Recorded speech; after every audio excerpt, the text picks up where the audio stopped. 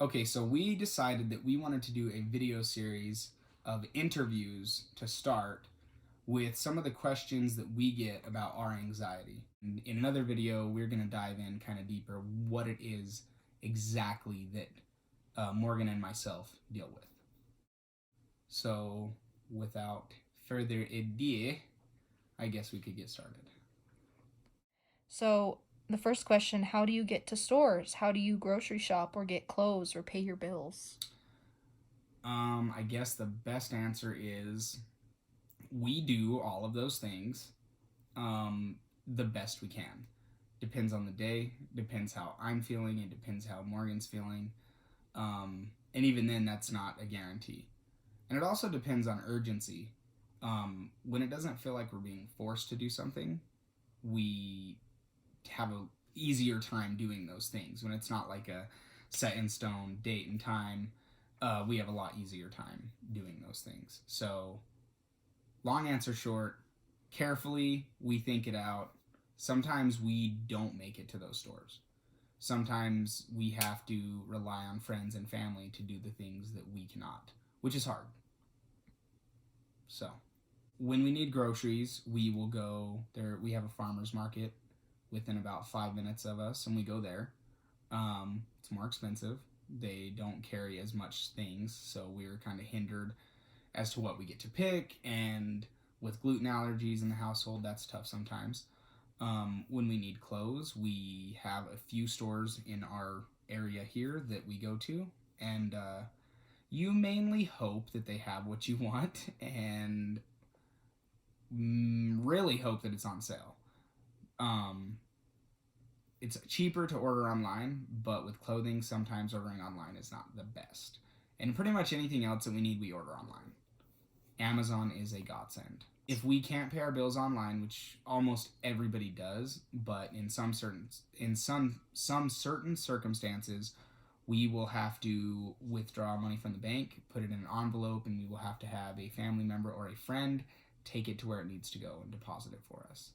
Most of the sites, um, most of the sites that would be used for would maybe be like an electric or for a second mortgage or something, and that would be in Farmington, which from us is 8 miles, something like that. And it doesn't seem long to anybody else, but to us it seems like a long time. Seems like a long ways away, depending on the day. What happens if you get sick and you have to go see a doctor? There's a lot of variables that go into that question because we get sick often because we are people. We have a walk-in clinic here in Bloomfield, and we go to that. And then, if it was really serious, well, we would have to cross that bridge when we got to it. Of course, we would be able to handle it, but it's also very different when you don't have a choice to be able to handle it. When it is life or death, you have to.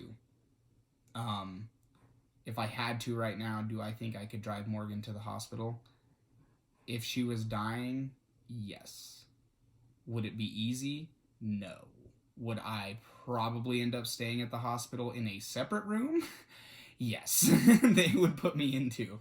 So, all of that kind of goes into account. It's tough. Really, there's some times that we've been sick that we probably should have went to the doctor that we avoided because we did not want to deal with certain aspects of that. So that's definitely a downfall, and it's not good. It's not healthy for us to live that way. Question number 3, what if there's an emergency and you have to go somewhere, especially if it's somewhere far away? So that falls into that realm of one, you pray and hope that, of course, that doesn't happen for obvious reasons, not just because it's incredibly hard when you deal with what we deal with, but for, of course, you don't want there to be an emergency in your family or immediate family or friends where something like that happens. It is, once again, it's a cross the bridge as you come to it. There's not a plan in place. I don't think anyone has a plan in place for that stuff.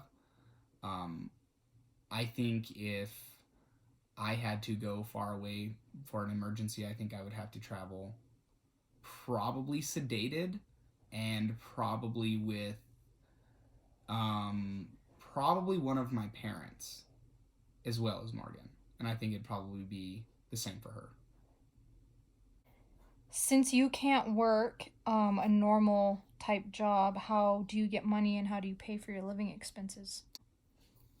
Um, our main source of income is actually through disability, which was not something that I ever thought I would be on.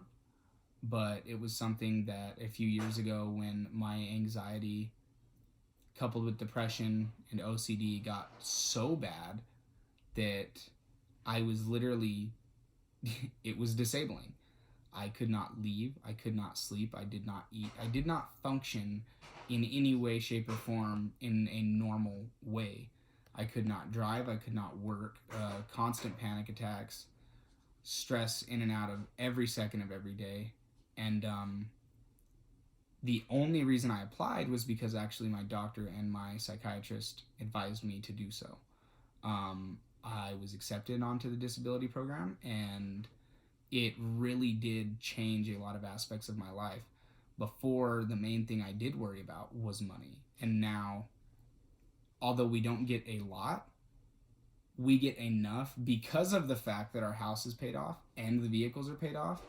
It is enough to pay all of our bills, and it gives us some money for food, and we get to buy some stuff for our kids too, which we are constantly buying stuff for our kids. But that's what you do with kids.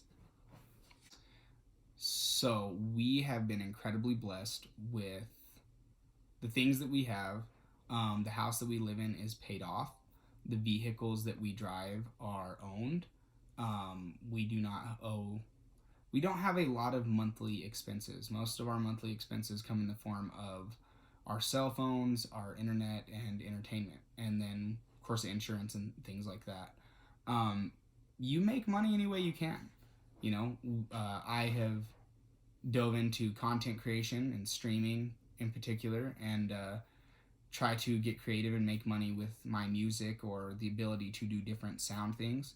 Morgan is artistic, to say the least. She's very good at drawing a bunch of different things, and that's what she does. She has a lot of ideas always going on about how to make money. She's like Pinky in the Brain. She wants to take over the world one idea at a time. She's like a little schemer. Actually, she's more like Louise, who's always like, how can I make a quick buck? Like, if I sell these, I can do this. She does art, and, that is a big source of income for us. And other than that, you try to be smart with your money.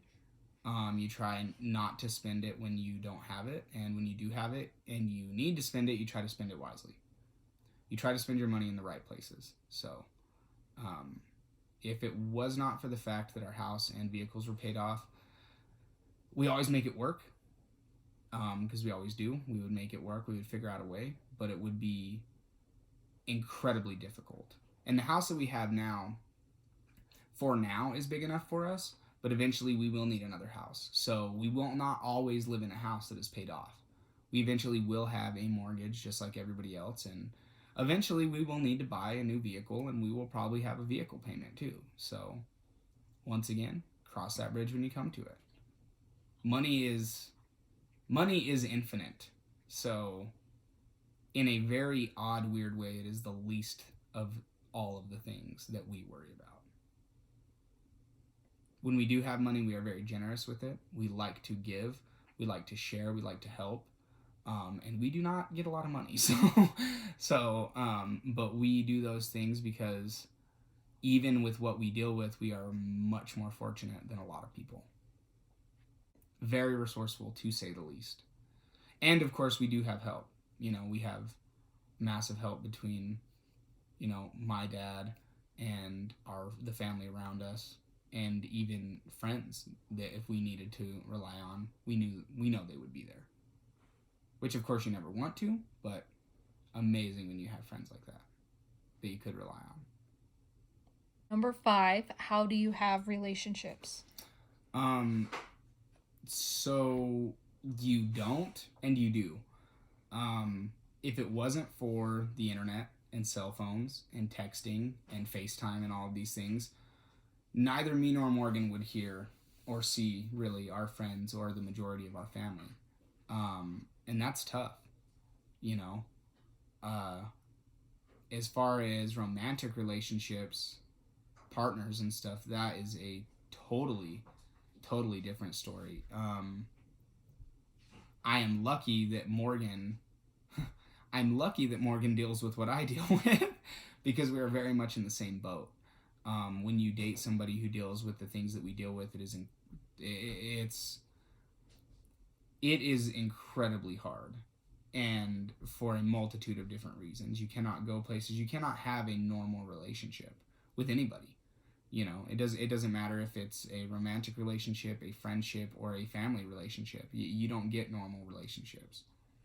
Relationships tend to be a lot of trying to get them to understand what you deal with, them kind of, whether they know it or not, making you feel bad about what you deal with, and then all of that coupled together is kind of a little bit of a resentment when they don't understand what you deal with, or don't make a at least an effort to understand what you deal with. So yeah, relationships are very tricky. um, the friends that I have in my life, I am very transparent with them. They all know what I deal with, and the friends that I have now, um, have been my friends for a long time, and they are very supportive, and they understand, and they, of course, still always want the best for me, but they do understand what I deal with because they've seen it firsthand. The majority of my family does not, but some of my family does, including my dad. In a weird way, the thing that tore us apart was my anxiety when I was younger, when it really started affecting me really bad, and it was also the exact same thing that really brought us together. He he was that typical, it's all in your head, you just need to power through it, it's not real, you just got to do it. He was that kind of person. And after a couple years and actually seeing firsthand what it was doing to me, and realizing that, okay, maybe this is something different, he he took it upon himself to do a lot of research, to do a lot of reading, um, and figure out exactly what I was dealing with, and figure out how he could help in his best way. And it's crazy because somebody who wasn't at all the person who I would rely on or lean on for that stuff became one of my biggest, if not until Morgan, the biggest supporter I had to lean on. So, but yeah, relationships are hard, and in a lot of times they're really one sided too. A lot of times it feels that way too because if people want to see you, they got to come to you. They have to come see you. They have to kind of make the effort. Yeah, so it's hard when you do want to see friends or family. You reach out to them or whatever, and most of the time it's going to be them having to come see you. More often than not, they're going to have to make the drive to come see you in one way, shape, or another, or FaceTime you or something. And if they do want to do something, say they want to go out to eat or they want to do some sort of activity, it really has to be catered around what you're comfortable with and where you can go and what you can do. And it sucks. And the people think it sucks, but what I always try to get people to understand is, imagine being in our shoes. Imagine being on the flip side when we can't go do those things that we want to do. Everybody else just gets to hop in their car and they go do the stuff they want to do. But we don't have that option. So um, that's one thing I try to stress is, yeah, it does suck, but picture it from our perspective. It sucks a lot more when you're in the shoes that you can't do it, as opposed to being in the shoes of, oh, I have to go do this with them because they can't go do stuff. So at least you're able to drive over, and then go do normal stuff afterwards. Number 6 is, how do you deal with people who are cruel or have negative things to say about what you go through? So as I've gotten older, more years of dealing with it, the best thing you can do is just ignore them. Most of those remarks come from ignorance. Some of those remarks come from people who think that they deal with it the way that you deal with it, but don't. A lot of that is people that are like, well, I have anxiety too. I can't even speak in front of crowds. And it's like, well, that's not really the same thing. Like, technically, anxiety is anxiety, but I don't get anxious when I talk in front of a crowd. I get anxious when I have to go check the mail. Or for no reason when I'm sitting in bed at night and I just am exhausted and want to go to sleep and my mind hits a switch and now I don't get to sleep that night. Now I have to spend the night kind of catering to my anxiety and a panic attack or preventing a panic attack or any of these other things, and you don't have control of it. You have control over whether or not you're going to go speak in front of a crowd. Or oh, I'm afraid of heights, it gives me a lot of anxiety. Okay, well, don't go on high stuff. Like, it's that simple. But for us, we don't have that option. We don't get to just not deal with it. So negative people, I say ignore them. If they're close to you and they're negative, try to understand where they're coming from and get them to understand you. And if you can't do that, sometimes you got to cut people out of your life, and that's just how it goes. Number 7, what is the worst thing that someone has told you regarding the anxiety? The worst thing. Okay, so verbatim, I feel like you don't love me enough to power through your anxiety. That was one. Um, Another one that's common that we get is if you really, and it comes in all forms, but it usually comes down to, well, if you really cared about it, you would just do it. And it's like, okay, like, let me just go do it. Like, um, I think that one was probably one of the worst ones.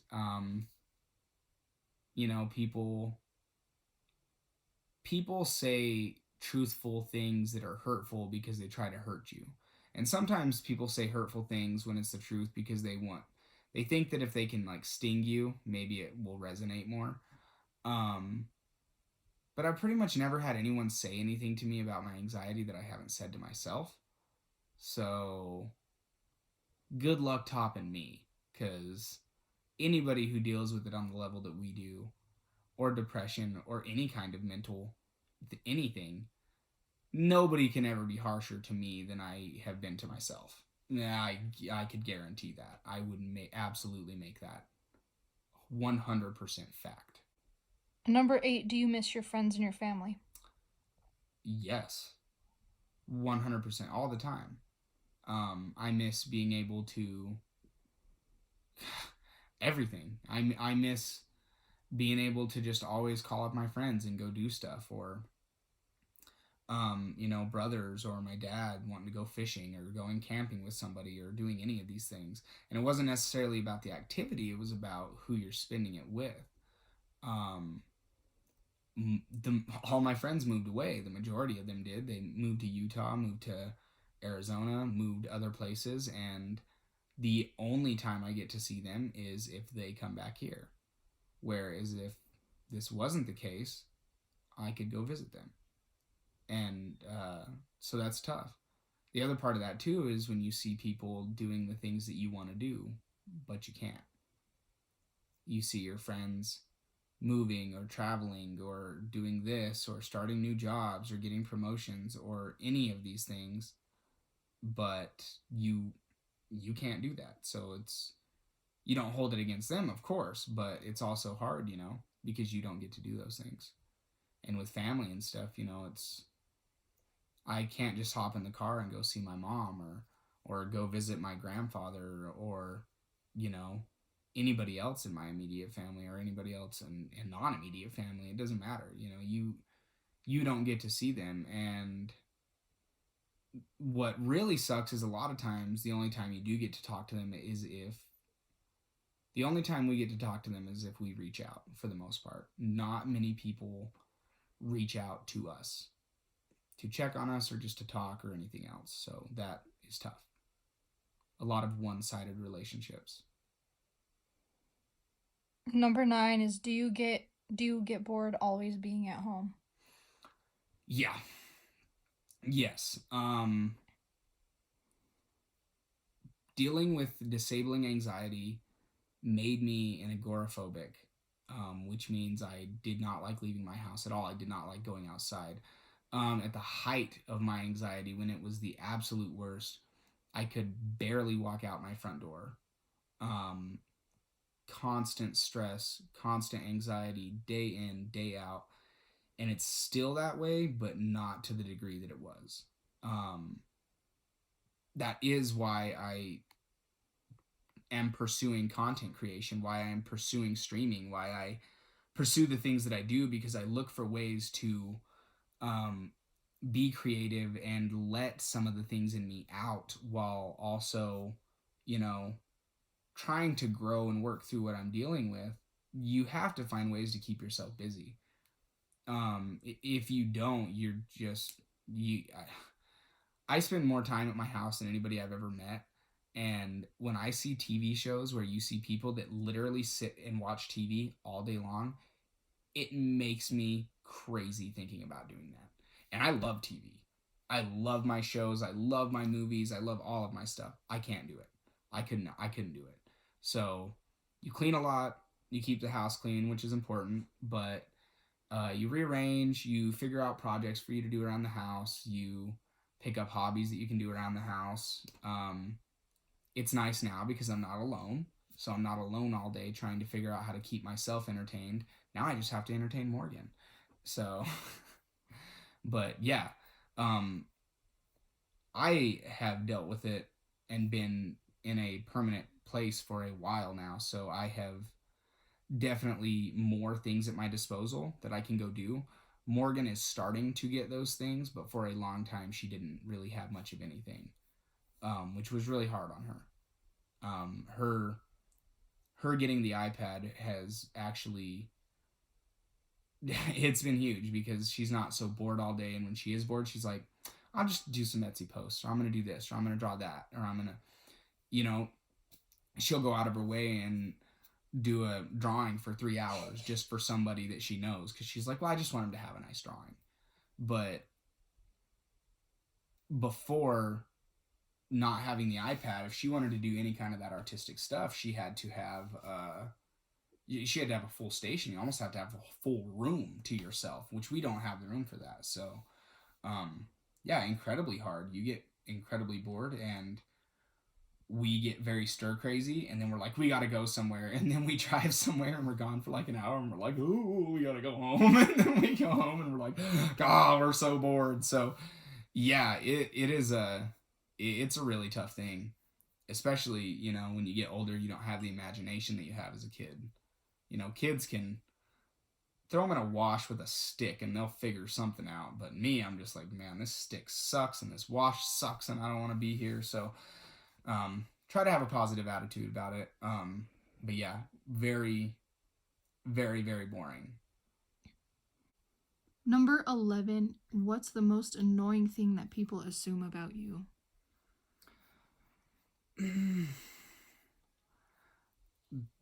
I don't know. That's a hard question. I don't really know what people assume about me. You're lazy. Yeah, I guess that's a big one.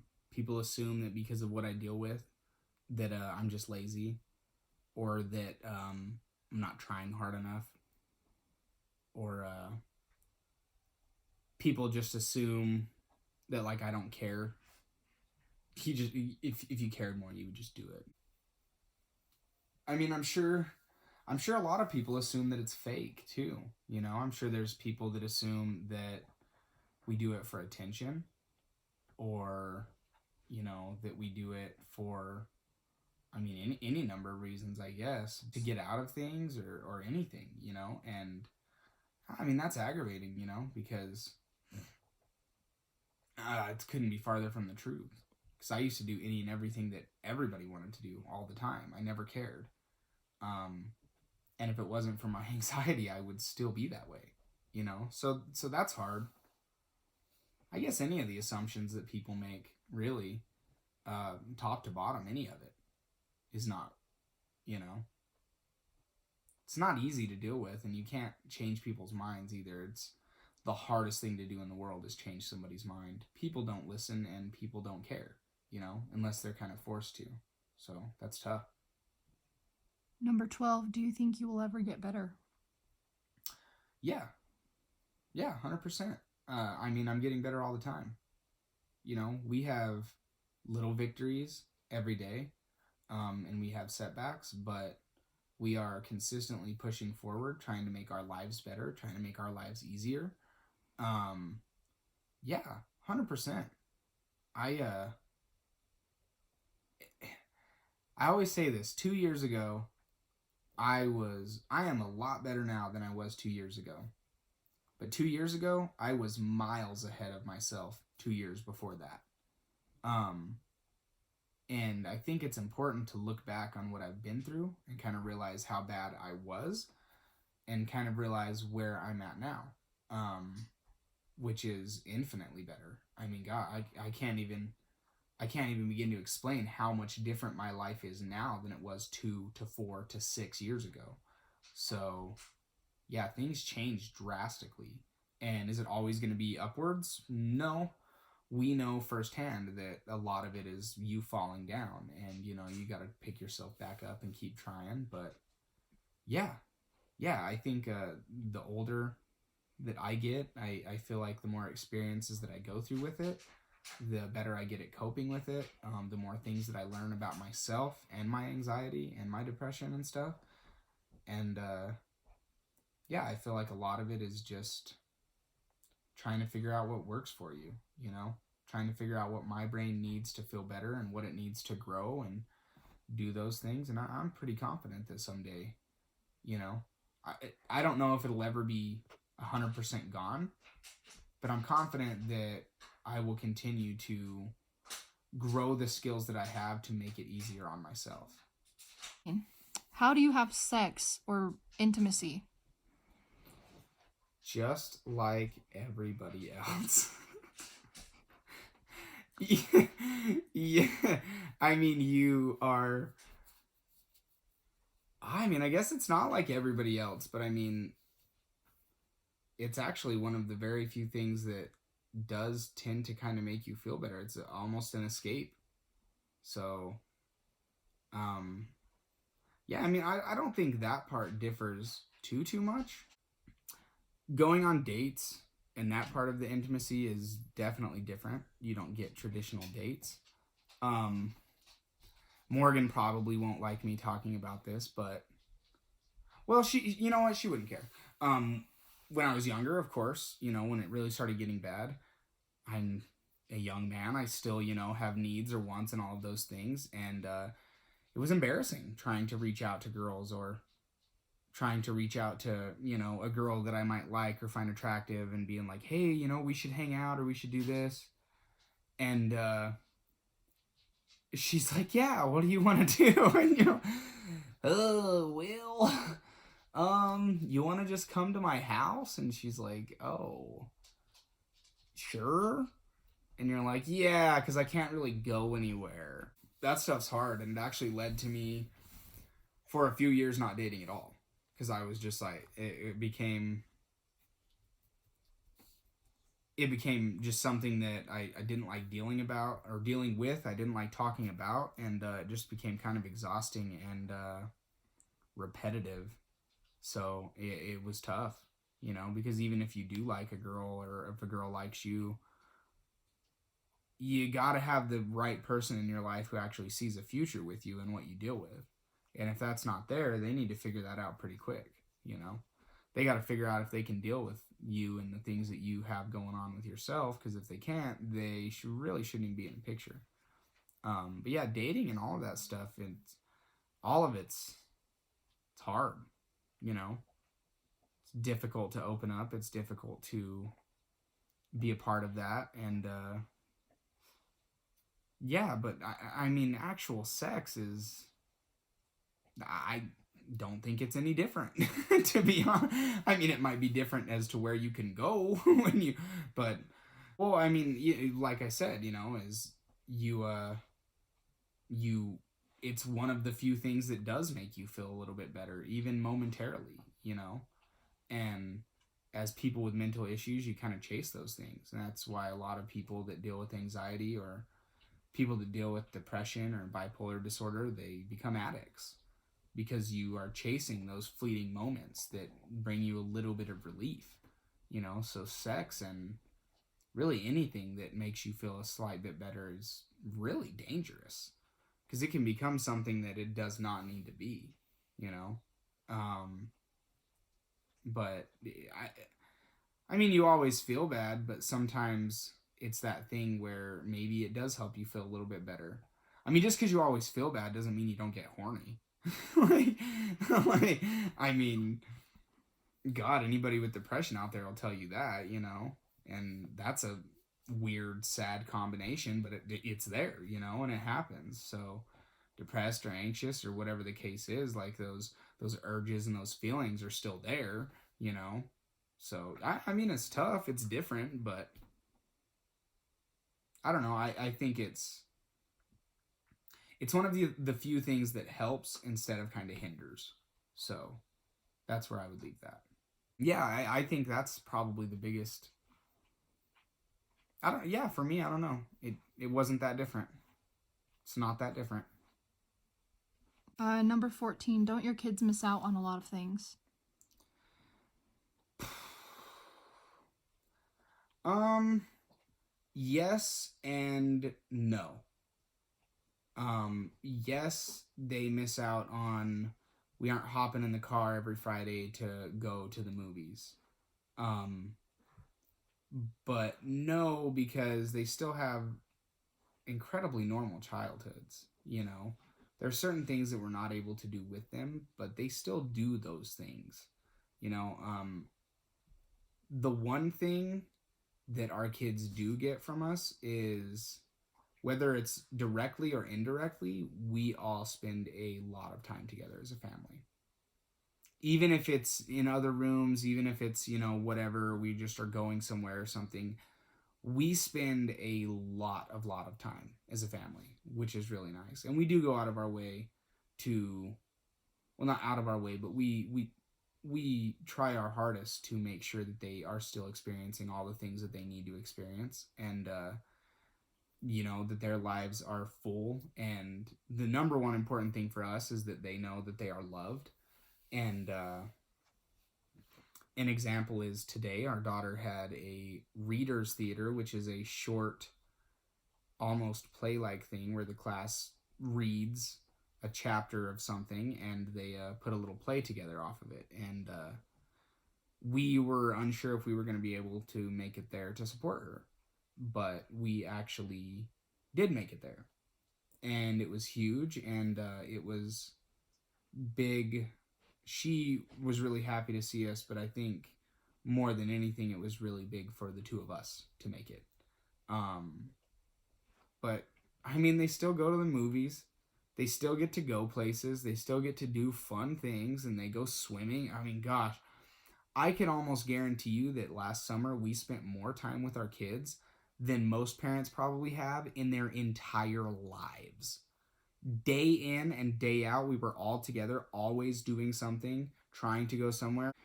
I think, yes, that they do miss out on a few things.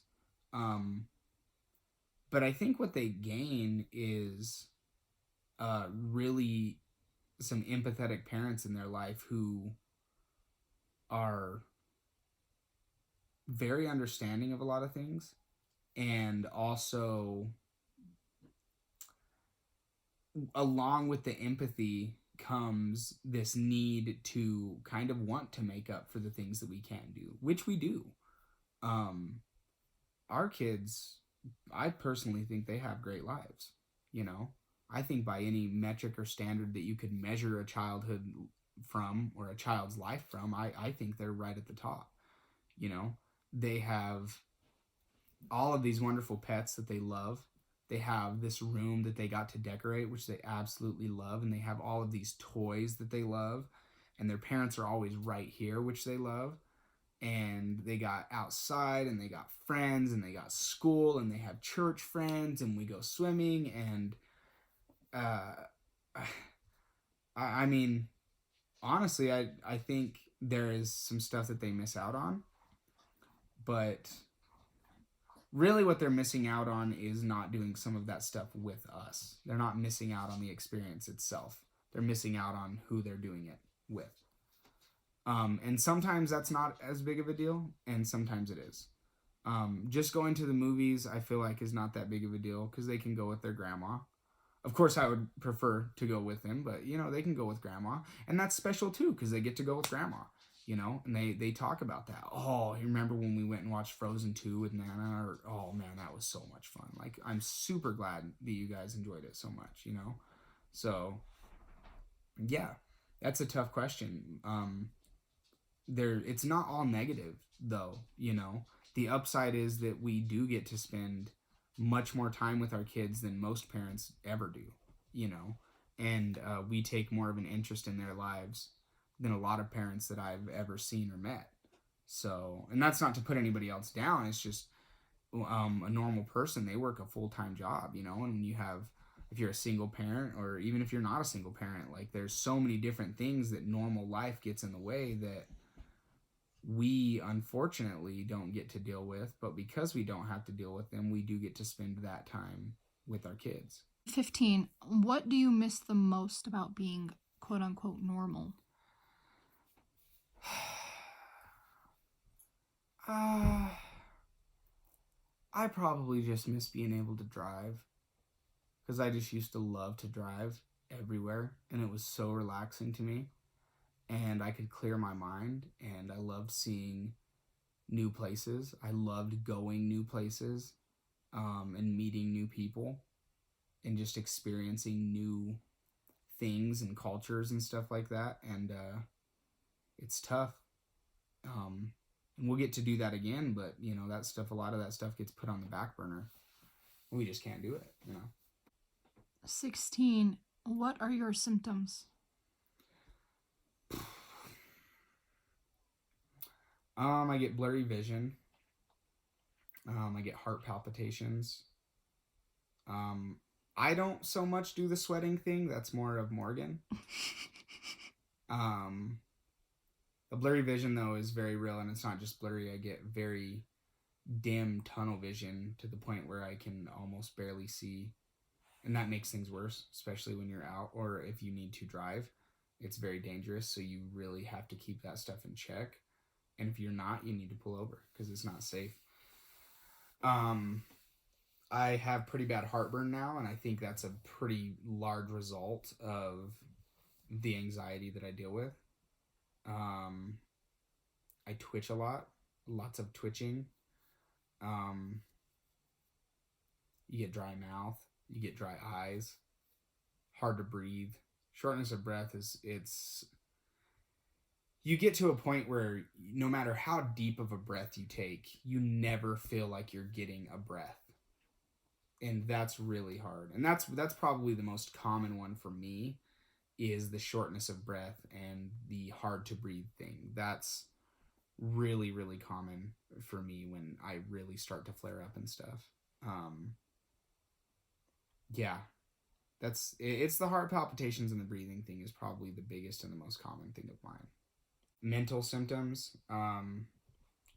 There's a lot of pessimistic thoughts that you have about yourself. You get very disconnected from reality a lot of times.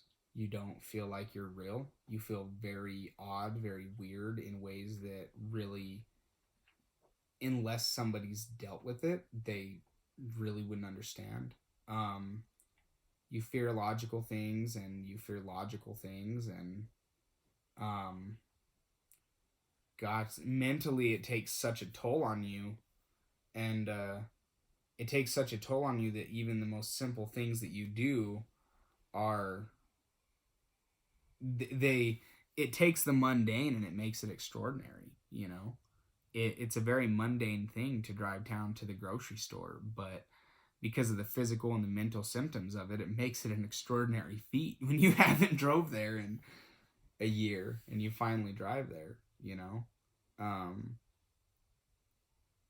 Basically the best way I could say it is, it makes every mental hurdle that anybody else would face, it's not a hurdle anymore, and it's not a hill. It is a mountain. yeah, there's probably a million different mental symptoms when you put it in that terms that you deal with. I mean, I get to a point where, because of the heart palpitations, because of my mind racing so quickly, I'll feel like things are moving, things are shifting when they're not, and that's tough, weird, especially, if you're exhausted, if it's late at night and you're trying to go to sleep and things are moving, that's not good. Um, it makes you, there's a lot of self-loathing, self-loathing. Yep, that's the word. There's a lot of that. There's a lot of you hating yourself, not thinking you're good enough.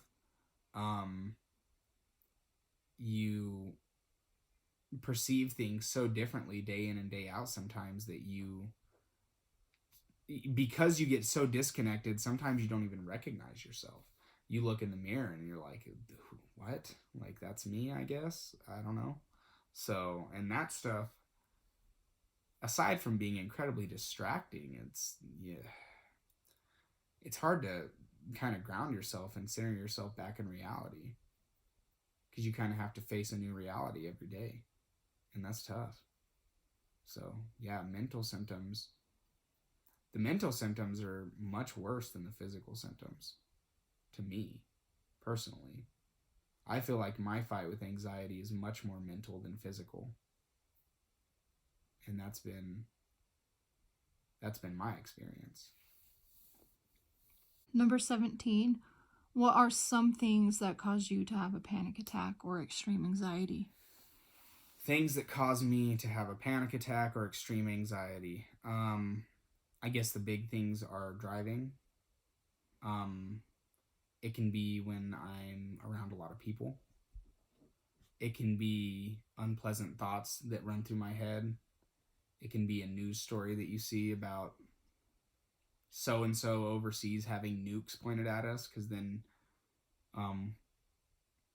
with anxiety comes the OCD, and you become obsessed over certain thoughts, and they just wear you down. Eating things that I haven't eaten before, that gives me a lot of anxiety. I don't know how it'll affect my body. Maybe I have an allergic reaction that I have to go to the hospital for, that I'm not prepared for that. Taking medicine that I have and haven't taken. It can be stuff that I've already taken, but in my mind, I'm like, well, what if it affects you differently today? Feeling any kind of sickness usually tends to give you a lot of anxiety, just because of what your mind does. It runs away with it, people kind of being indirect or changing the way that they approach you gives you anxiety. I mean, anything and everything under the sun, you think about it, anything can set you off. Anything can set you off on a tangent in your mind, where you start thinking in so many ultimates and ultimatums, and we tend to focus on all the negatives. So that's where we kind of gravitate towards all these negatives, and then that's the only thing you can think about. So, I mean, it can be anything. It can literally be anything. It could be as simple as somebody breaking a pencil that you really liked, and you get thinking about other things about that pencil, and, oh, well, now I'll never get to do this with that pencil, and, well, that pencil meant a lot because of this, and now I never have that pencil again. And why would they do that to me? Why would they break my pencil? Do they not care about me? Do they not understand? And then once you get anxious when you're not anxious. You literally get anxious at the thought of not being anxious. You will feel fine and there's no anxiety, and you're like, why am I not anxious? Because I'm always anxious. Something's wrong with me because I'm not anxious right now. Literally, the absence of anxiety will make you anxious. And that's tough. Because it makes you not even want to feel good sometimes, because you're like, oh, I get to feel good, I'll just get anxious again. So yeah, I mean, the list is, it's long. It's long. Okay, number 19. How do you explain your anxiety to people if you have to explain it to them? So we don't try to avoid it, but we don't usually go for it directly. If somebody asks why we can't do something, we're not just like, oh, our anxiety doesn't let us. Because then that usually ends up you having to really explain it. When you meet new people, you try to gauge what kind of person they are. Is this somebody who has sympathy or empathy, whatever you want to go by? Is this somebody that you think you can kind of divulge yourself in, and would be understanding? And as people who are super ultra aware of everything all the time, we're pretty good at reading people.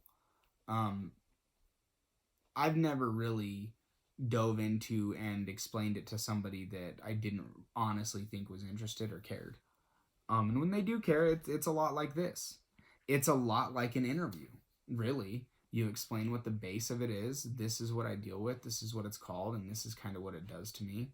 These are my symptoms, and these are my triggers, is what you tell them, and then they usually have questions of their own, and you answer those as the best you can. And yeah, I mean, it's really that simple, but you're also very careful who you talk to about it, who you really decide to open up to about it, because some people will use it as ammunition against you, which is not okay. And other people, they just will never understand, and they'll act like they understand, and then they proceed to kind of badmouth you behind your back. Goes back to the assumption thing. Well, he's just lazy, He just doesn't care. He just man. Because if he did, it would be this and this and this, and yeah, I just can't tell you how far from the truth that is. When somebody asks you to do something and you can't do it, what do you say to them? How do you explain that to them without going into details? Someone asks you to go to lunch with them. Anymore, if it's somebody that I know, I really don't have to. I usually say something along the lines of, yeah, like we can try that or we can do that, because of course we always try. If you're not trying, you're not really giving yourself a shot or a chance. I think it's important to try. But if it's somebody that doesn't really understand, usually what you do is you kind of agree with them, and then you kind of cancel on the day. Yeah, we should totally go to lunch. Yeah, next week, Chili's, man, I'll be there. And the night before you go, oh, bro, something came up. There's just no way. I'm not going to be able to make it. Maybe next time. 10 times out of 10, that's easier than trying to explain it, because most people don't get it anyways. And it's a little white lie, but it's one of those things. It's just much easier to say that than try to get them to understand. Okay, question 20. What helps you to cope the most? People. Supportive people. Being in the presence of people. Sometimes it's not even supportive people. It's just being around other people. For the longest time, I guess I still did lean on everybody. It just was in a different matter. I leaned a lot on my Xbox Live friends, who were the people that I spent the majority of my day with, was people online. Because I had to have that social interaction. You have to have it. And I found that and cultivated my friendships with people who I really might not have been friends with otherwise. I found some amazing people. And some of them were already friends of mine. But yeah, for me, it's people. And when it's not people, I clean. That's another one that I do a lot of. Really any menial task that really just kind of lets your brain go numb and you just do it. Those are nice. And then I'll take a hot bath. That really opens my chest up, allows me to breathe, calms me down a lot. I usually feel 9.5 times out of 10 I feel better when I take a bath. Very rarely do I take a bath where it doesn't help me feel better. It has happened, we've seen it, but for the most part that helps me feel better. And yeah, I mean, sometimes all you need is time. Sometimes all you need is to kind of ride the wave. ride the wave out, do your best to kind of cope with it, and eventually it kind of dies down a little bit. Not all the time, but sometimes that's what it takes. Those would probably be my best coping things that I have. And if it gets really bad, talking is great, but not talking about anxiety. I don't want to talk about my panic attack. I just want to talk about something, something that's not my panic or my anxiety or my symptoms or how I feel. Sometimes you just want, and sometimes you just want to listen. Sometimes you just want to vent. Sometimes you want to ramble. It just kind of depends. So those would probably be my best coping things that I have there. This is a bonus question. For the last question, everybody has different severities of mental disorders or, in this case, anxiety disorders.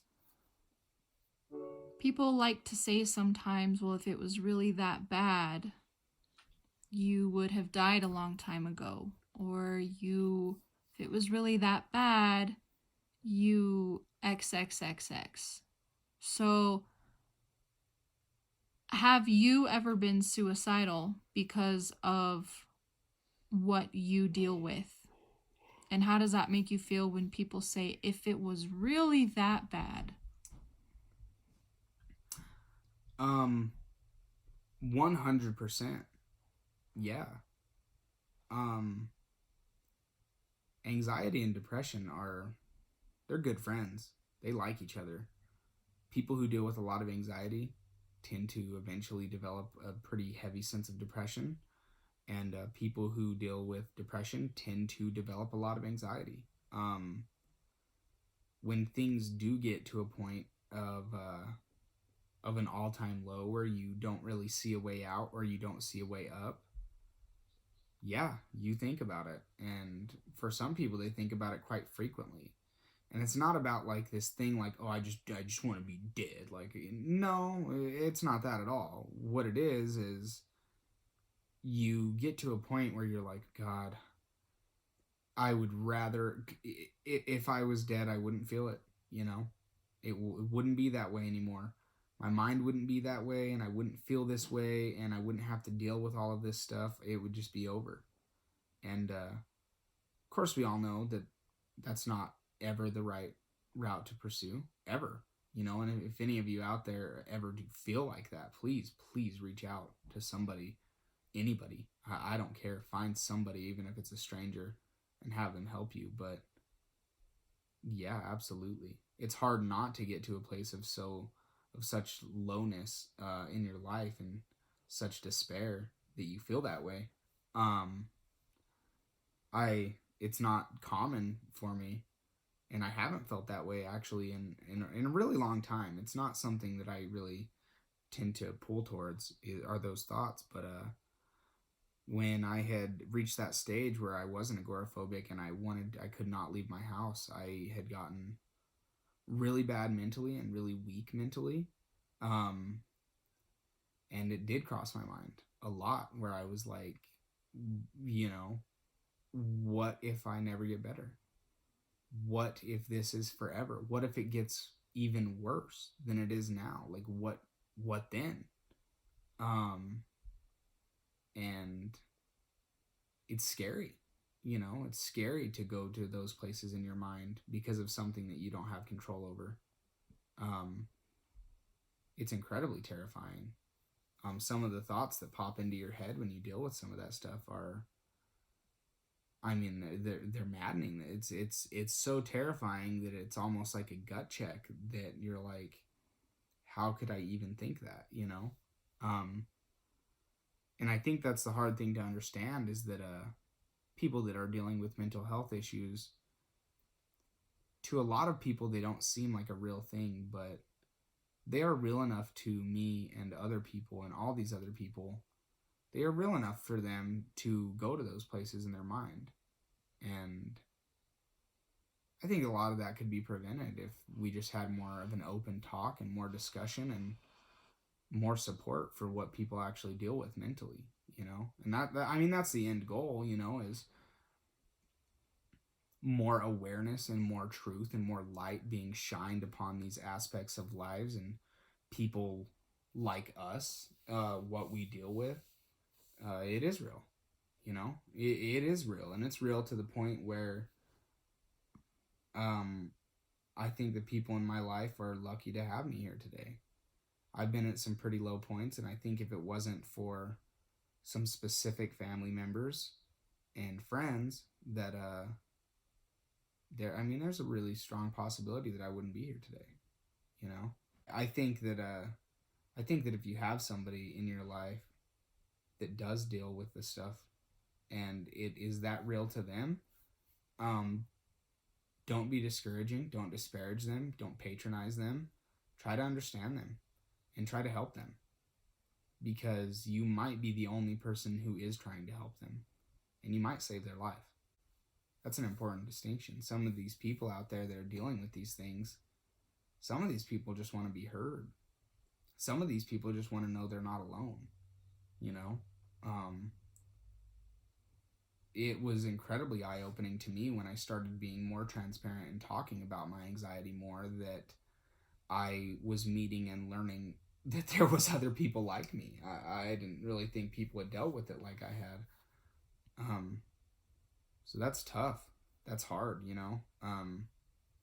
Yeah, that's an important conversation. And I think, honestly, that's probably going to be a conversation for another video in and of itself. It'll be its own thing, because I think it's too important to kind of leave at the tail end of this one. So I think we'll probably have to revisit that one. But hopefully this was as informative for you as it can be, because this is ultimate transparency here. You know, this is not easy to talk about. And it's not easy. It's not easy to just tell people this stuff and put it out there. Absolutely not. It's incredibly difficult. It's one of the hardest things that you deal with is you fight to be understood. You fight to be heard and understood, and it's something you desperately want, is people to just kind of acknowledge what you deal with and know that it's real and it's out there and it's affecting more people every day. And it's I hate it. I absolutely hate when I meet people that deal with the stuff that we deal with, because I hate the fact or the thought of anybody else having to deal with it. You know, it completely changes you as a person. It's not all for negative, you know, but we'd all be better off without it. Yeah. All right, guys. Well, that was 21 common questions that we get about anxiety. This is part 1 of a video series that we're going to do, kind of diving more into anxiety as we live it, along with depression and other things. And really, we just want to be as transparent and open as we can about this, because we feel as though maybe it will help somebody, and maybe it will help if you don't deal with things. Maybe it will help you understand people that do. And if it helps you to be kinder to them or just one another, that's a good thing. So 21 questions, common questions. It was 20 at first, but we got a bonus question at the end. She had too many good ones. We had to get that last one in. Stick around. Next week, we're going to have another video coming out, probably diving specifically into the suicide question, because it's a very big, important question, and it's something that it's probably one of the most important questions that surround it, really. So we're going to have a video diving straight into that, and that's going to be either next week or the week after that. Soon we are going to have some of these similar questions, maybe re-rolled a little bit, and we're going to ask Morgan too, and we're going to have Morgan kind of open up about her journey and what anxiety is for her and how she lives with it and everything. So yeah, I appreciate you guys stopping by. Please like and subscribe. Come back and see us. This is something we are passionate about. Be passionate with us. Comment. Tell us your stories. What do you want to know? What do you want to hear? What has helped you? What has hurt you? All of that stuff is important to us. Huh? Questions, yes, absolutely. Give us questions, you know. If there's something out there that, you know, maybe you have a friend or a family member that is dealing with this stuff, and you have a question that you are too scared to ask them, ask us. And we will, to the best of our ability, answer that question for you. So, yeah, we appreciate you guys coming, and we will see you next time.